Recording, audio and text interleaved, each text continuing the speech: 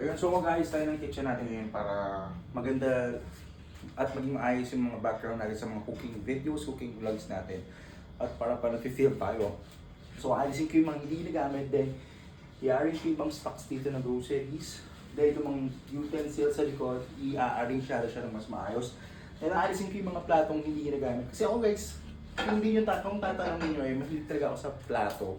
Minsan may time na gusto ko plain white lang para malinis lang yung plato, yung kakainin, maganda sa table, sa setting. Minsan naman gusto ko mga colorful plates. Ito may mga set ako na yellow na plates. Ayan, mga ganyan. At tagal na ito mga plates na ito, unti-unti siyang nakolekta, unti-unti naipon.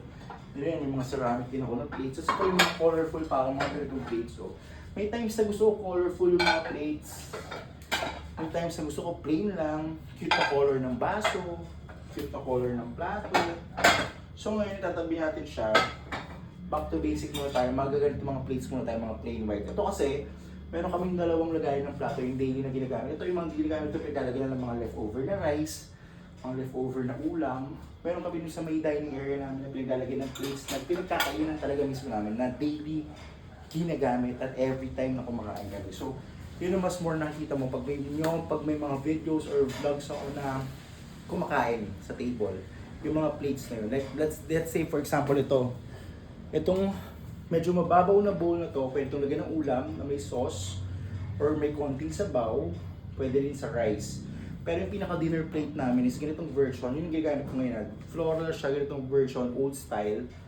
Dinner plate siya, so flat lang. Yun yung kasama nitong bowl na to.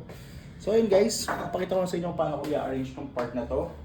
Dito sa cooking area, papakita ko. Cooking area, yan. I-arrange ko yung mga yan. Dililisan ko yan, yung exhaust, and everything, yan. Maayusin natin yan. So kung ano na yung mga daily ginagamit. Makalat yan yung mga seasonings. Ito actually pa yung mga kasama, yung mga seasonings. So, kalat-kalat yan. So, i-arrange natin. Para sa mga susunod na videos natin is maayos. So, abangan nyo guys.